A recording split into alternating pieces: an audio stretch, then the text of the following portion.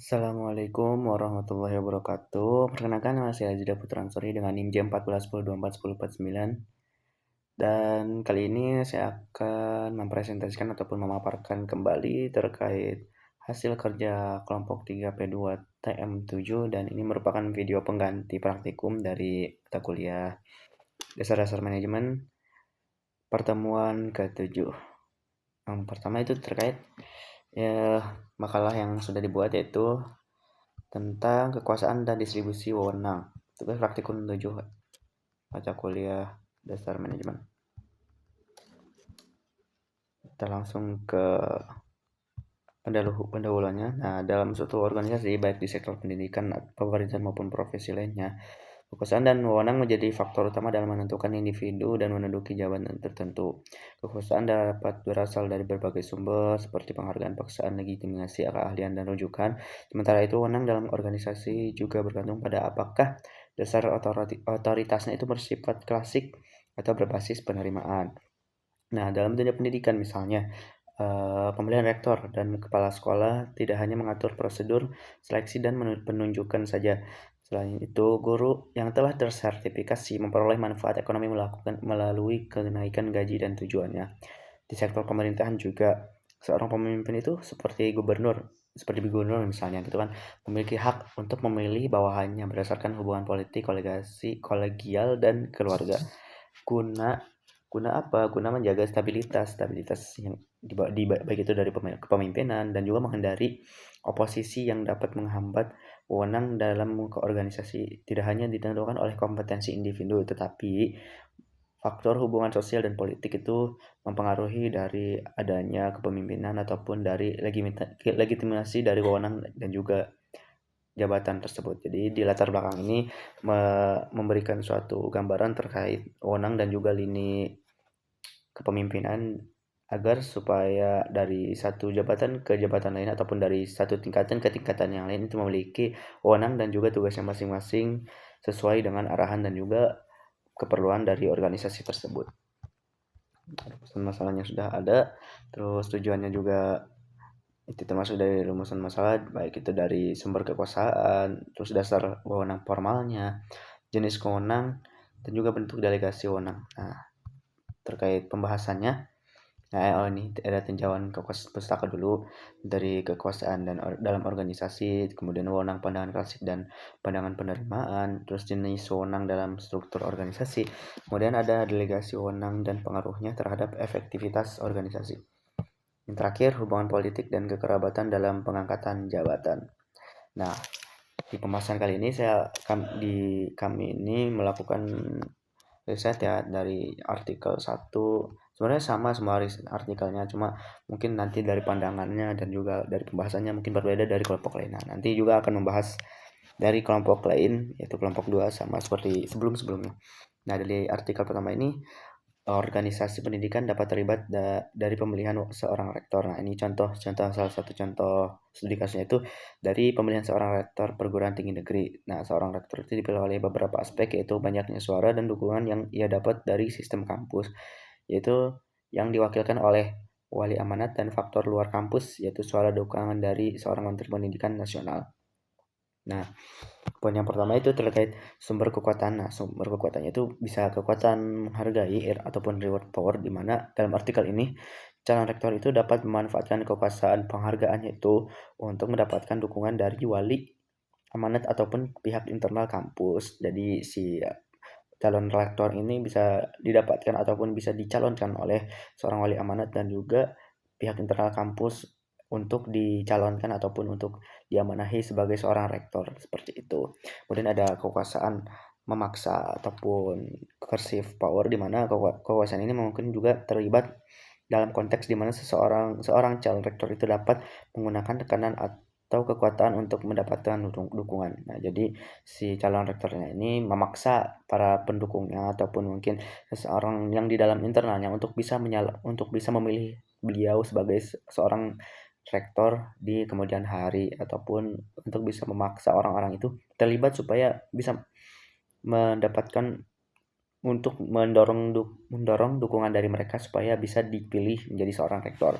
Kemudian ada kekuasaan sah, di mana kekuasaan sah ini jenis ada dalam konteks seorang calon rektor yang mendapat dukungan dari Menteri Pendidikan Nasional. Nah, ini sah dari Menteri Pendidikan Nasionalnya ya. Jadi memang tidak ada faktor eksternal yang mempengaruhi yang memang untuk memaksa seorang rektor ataupun seorang calon rektor itu untuk menjadi seorang rektor seperti itu. Kemudian ada kekuasaan ahli di mana dimiliki oleh calon rektor memiliki keahlian atau pengalaman. Nah, berarti ini sesuatu yang memang mengindikasikan kompetensi dari seorang calon rektor tersebut. Apakah dia pantas menjadi seorang rektor ataupun tidak. Kemudian ada kekuasaan rujukan, kekuasaan yang memang dapat dimiliki oleh calon rektor yang memiliki karakteristik pribadi yang disukai, dihormati, dan yang diidolakan oleh banyak orang. Nah, mungkin kekuasaan rujukan ini kekuasaan yang bisa jadi populer, bisa juga emang kompetensinya itu baik. Jadi mungkin saja mungkin si rektor itu populer dikarenakan apa sehingga dicalonkan ataupun diberi dukungan oleh seseorang yang memang mengidolakannya, yang menyukainya, sehingga mungkin dari sifat kepribadiannya atau mungkin bisa jadi dari kompetensi yang dimiliki seorang rektor tersebut. Nah, kemudian kalau pandangan dasar wewenang itu ada pandangan klasik, ada pandangan penerimaan. Kalau klasik itu formal yang dapat tokoh seperti Menteri Pendidikan, jadi dapat sah dari Menteri Pendidikan. Kalau penerimaan itu menyatakan bahwa seorang hanya akan memiliki kekuasaan atau wewenang jika bawahannya menerima atau mengakui otoritas tersebut. Jadi ya mungkin pendukung-pendukungnya itu bisa menerima akan hal tersebut karena akan memang cocok ataupun pantas seseorang tersebut bisa menjadi seorang rektor. Kemudian wewenang yang dimiliki yaitu ada wewenang lini. Kekuasaan yang dimiliki oleh Menteri Pendidikan Nasional lebih cenderung kepada wewenang lini karena posisi beliau mengarah pada pengambilan keputusan yang berhubungan langsung dengan kebijakan di tingkat pendidikan. Nah, wewenang lini ini berarti posisi beliau mengarah pada pengambilan keputusan. Berarti dari segi pengambilan keputusannya itu apakah bijak atau tidak dari segi wewenangnya. Kemudian kalau selanjutnya itu ada wewenang staf ataupun fungsional. Nah, wali amanat lebih berperan sebagai pihak yang memiliki wewenang staf atau fungsional. Nah, berarti wali amanat ini yang lebih ke fungsional ataupun ke mekanisme dari suatu perusahaan, bukan perusahaan, maksudnya dari suatu kampus yang memang menangani segala hal mekanisme ataupun aturan-aturan teknis dari fungsi si kampus tersebut. Kemudian ada delegasi wewenang. Nah, delegasi wewenang bisa Menteri Pendidikan Nasional bisa mendelegasikan wewenangnya kepada pihak-pihak lain seperti dalam pengawasan atau evaluasi calon rektor. Kemudian ada juga wali amanat dapat mendelegasikan kewenangan untuk memilih calon rektor.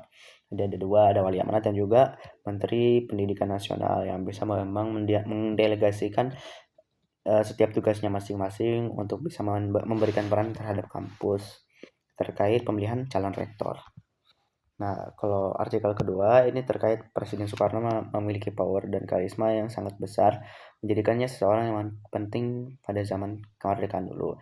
Jadi artikel kedua ini menceritakan terkait otoritas ataupun bagaimana jabatan juga wewenang yang bisa dipilih dari Presiden Soekarno. Yang pertama sumber kekuatannya itu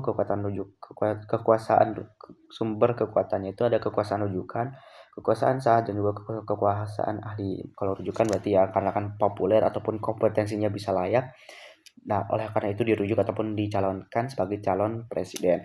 Kemudian kekuasaan sah ini berarti menjadi presiden pertama Indonesia yang sah, yang cocok, yang sesuai, dan juga yang memang memiliki kekuasaan yang sah dan juga berdasarkan posisinya sebagai pemimpin negara.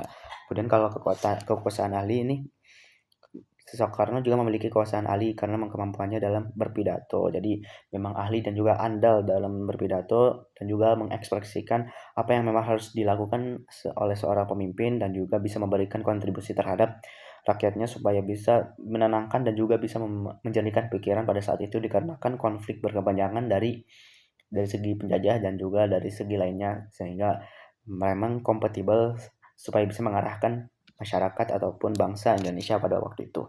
Kemudian pandangan dasar wewenangnya itu formal dalam teks ini lebih cenderung ke pandangan penerimaan, di mana hal ini terlibat dari bagaimana rakyat Indonesia dan pemimpin dunia menerima dan menghormati kewenangan Soekarno. Kemudian wewenang yang dimiliki wewenang lini. Sebagai presiden yang memiliki wewenang langsung dalam mengambil keputusan dan pemimpin negara.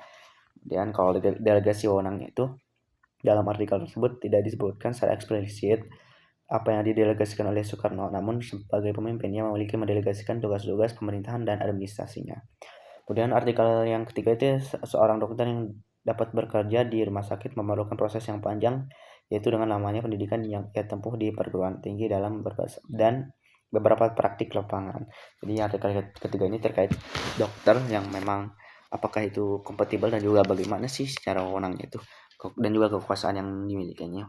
Nah, yang pertama sumber kekuasaannya itu kekuasaan ahli ya emang dokter itu pada dasarnya memang harus dibutuhkannya pendidikan dikarenakan seorang dokter itu tidak ngawur ya, maksudnya tidak semena-mena langsung praktik di jalan ataupun di masyarakat begitu saja, tapi membutuhkan sebuah sertifikasi supaya hal itu tuh membuktikan bahwasanya itu dia layak ataupun dia itu seorang dokter seperti itu.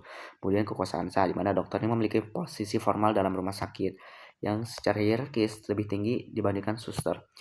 Kemudian ada kekuasaan menghargai di mana dokter mungkin memberikan penghargaan atau kesempatan belajar lebih lanjut kepada suster yang bekerja dengan baik. Kemudian pandangan dasar wewenangnya itu pandangan klasik, di mana dalam artikel tersebut wewenang dokter diterima secara otomatis berdasarkan hierarki organisasi dan keahlian yang dimilikinya. Kemudian wewenang yang dimiliki itu di mana dokter memiliki tanggung jawab langsung dalam memberikan perintah kepada asisten dokter dan suster dalam menjalankan tugas medis. Kemudian delegasi wewenangnya itu memberikan tugas spesifik kepada suster, mempercayakan beberapa prosedur medis kepada tenaga medis lain, dan juga memberikan bimbingan dan pelatihan kepada asisten dokter serta suster agar mereka memiliki keterampilan yang lebih dan juga sesuai dengan pekerjaannya.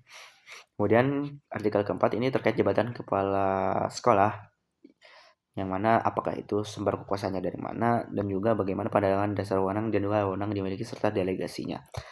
Sumber kekuasaannya itu kekuasaan menghargai, kekuasaan memaksa, sah, ahli, dan juga rujukan.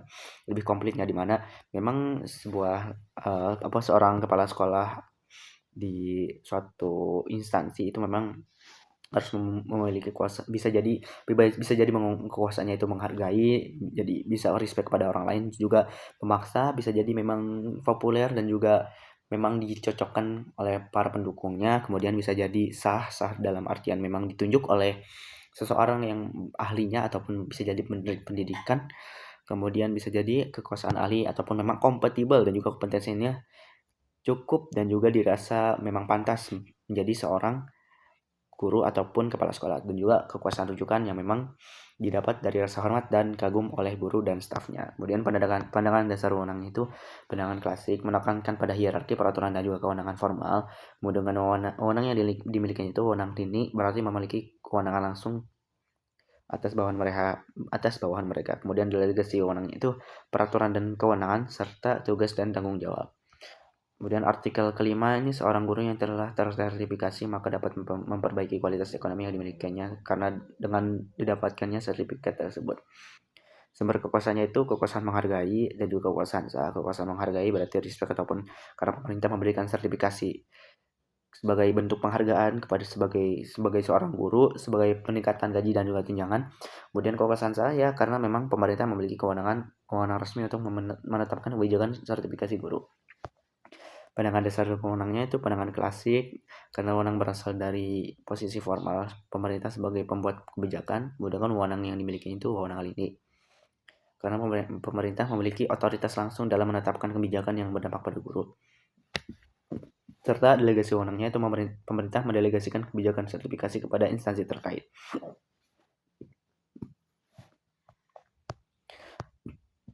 Kemudian yang selanjutnya yang keenam itu artikel terkait pengawasan yang dilakukan oleh seorang pengawas sekolah kepada kepala sekolah dan guru. Nah, sumber kekuasaannya itu kepala sekolah memiliki kekuasaan yang sah, kemudian pengawas sekolah juga memiliki kekuasaan sah karena mereka diberi wewenang oleh Dinas Pendidikan. Terus jika pengawas memberi penghargaan atas kinerja baik, mereka menggunakan kekuasaan menghargai, itu reward power. Terus jika mereka menjatuhkan sanksi atau hukuman, itu adalah kekuasaan memaksa ataupun coercive power. Nah, pandangan dasar wewenangnya itu pandangan klasik, kemudian wewenang yang dimiliki itu pengawas sekolah memiliki wewenang fungsional karena tugasnya berkaitan dengan fungsi tertentu. Kemudian delegasi wewenangnya itu kepala sekolah biasanya mendelegasikan tugas-tugas administratif, kegiatan ekstrakurikuler atau tanggung jawab akademik tertentu kepada guru dan juga staf. Kemudian artikel ketujuh itu terkait seorang pemimpin pemerintahan, misalnya gubernur, yang memang memiliki bawahan seperti sekretaris, kepala dinas, kepala kasih, dan pemimpin di beberapa kantornya. Nah, untuk sumber kekuasaannya itu kekuasaan sah ya, yang memang memiliki otoritas resmi berdasarkan peraturan dan undang-undang. Kemudian kekuasaan menghargainya itu gubernur memiliki jabatan kepada orang-orang yang dianggap loyal sebagai bentuk penghargaan. Kekuasaan rujukannya itu berarti memilih bawahannya berdasarkan kedekatan. Kalau kekuasaan memaksa, ya secara tidak langsung ada tekanan bagi orang yang tidak sejalan dengan gubernur tersebut. Kemudian pandangan dasar wewenangnya itu dalam artikel tersebut yaitu pandangan klasik ya, di mana kekuasaan dan wewenang berasal dari struktur hierarki dalam pemerintahan. Kemudian wewenang ahlinya itu wewenang lini, wewenang staf, wewenang fungsional. Wewenang lini berarti secara langsung ambil putusan, wewenang staf berarti bersifat penasihat atau pendukung, wewenang fungsional berarti wewenang yang diberikan berdasarkan keahlian di bidang tertentu. Delegasi wewenangnya, gubernur memilih dan memberikan jabatan kepada orang-orang yang memiliki kedekatan politik. Kemudian gubernur mendelegasikan kebijakan teknis kepada pejabat yang dipilihnya, dan pejabat yang telah ditunjuk diberikan tanggung jawab untuk melaksanakan program kerja tersebut. Mungkin cukup sekian dari kelompok saya sampai artikel ke-7. Kemudian saya akan membahas dari kelompok 2.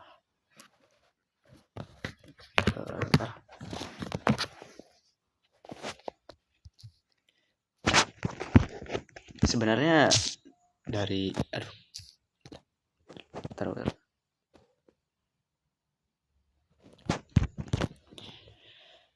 sebenarnya sama juga ya, dari segi kalau dari pendahuluan di zaman pustaka, rumusan masalah, dan juga tujuan. Mungkin yang berbeda itu dari segi pembahasannya. Nah, sama saja sebenarnya, cuma mungkin dibagi saja dari segi dari segi format makalahnya. Dari artikelnya juga sama, kemudian dari mungkin kalau di sini itu lebih fokus di mana satu persatu poin per poin, jadi memang bisa dilihat dan juga bisa lebih fokus ya dari satu poin ke poin yang lainnya. Dan juga dari segi artikel itu sebenarnya sama, dari segi isinya, dari isinya itu sama, dari sumber kekuasaan, pandangan dasar, wewenang formal, jenis wewenang, dan juga delegasi pada tokoh ataupun delegasi yang diberikan itu sama. Kemudian artikelnya juga sama.